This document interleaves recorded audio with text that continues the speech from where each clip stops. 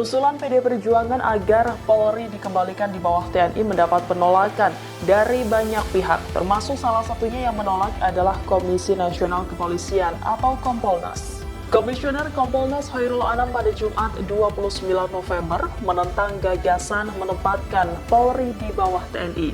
Menurutnya gagasan tersebut tidak sejalan dengan semangat reformasi dan melupakan sejarah dalam masa lalu, di mana salah satu hasil penting dari reformasi adalah pemisahan antara lembaga yang bertanggung jawab atas pertahanan dan lembaga pengelola keamanan dalam negeri serta penegakan hukum.